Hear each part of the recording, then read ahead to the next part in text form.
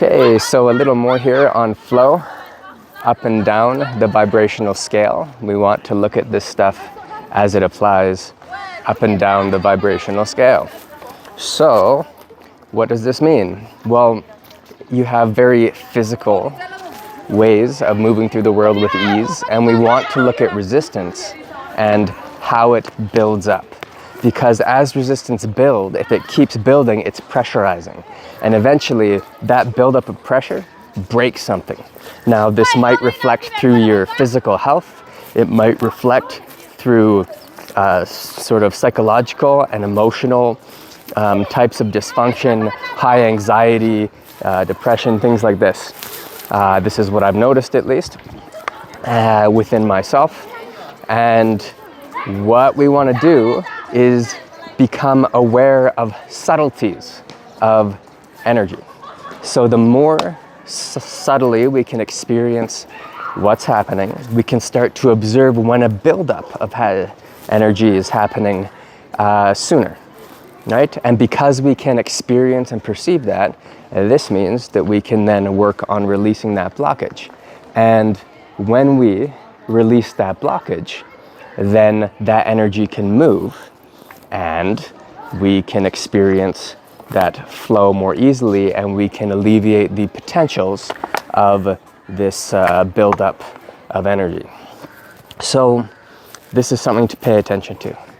Now, as you alleviate these buildups of energy, you'll start to notice that some layers you can perceive and alleviate easily, and others you don't notice. So the idea here is to increase your capacity for awareness so you can increase the, scope. Yes, so you can increase the scope of the vibrational scale that you can surf. And it's energy, so I like to think of it as surfing, and you do want to surf this potential. Now, if you surf this potential well, then things start to move quite smoothly. So anyway, this is just a couple ideas on this, and there's always more, but something to pay attention to. Have fun with it, increase your awareness, increase your capacity to touch the energy with your mind, to work with it. And if you need to change the external environment, there is nothing wrong with this. The external environment and the internal environment they coexist. You are the external environment. As such, the external environment is you.